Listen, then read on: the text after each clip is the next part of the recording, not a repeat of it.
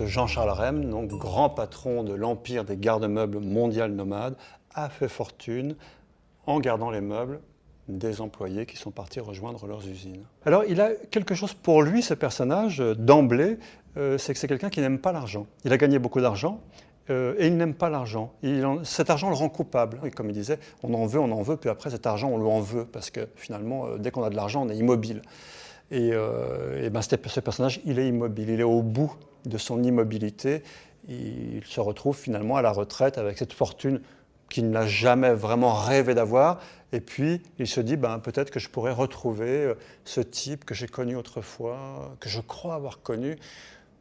Je vais essayer de retourner en Inde le plus discrètement possible, je vais m'habiller en pauvre. Et puis, évidemment, en arrivant en Inde, il va avoir des surprises, mais finalement, ce pauvre millionnaire, c'est un peu l'histoire, hein, il ne lui reste à la fin que le rêve de raconter à Éléonore, sa secrétaire, qu'il a fait un voyage extraordinaire et qu'il a finalement fait le choix de revenir en Inde.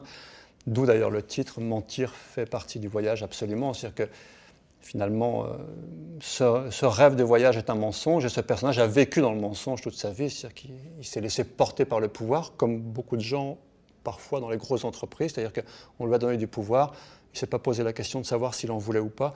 Il a évolué, les gens l'ont porté.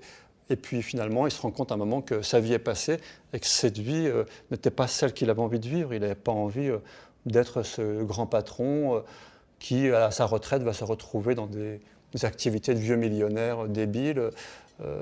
Et voilà, sans ça, on va dire que c'est l'intérêt de ce personnage, il est là. Hein, et c'est là peut-être que ce livre n'est pas cynique, au fond, au sens où ce personnage, malgré tout, il a quand même un rêve qui est assez beau, qui est presque un rêve d'adolescent. C'est un rêve d'adolescent.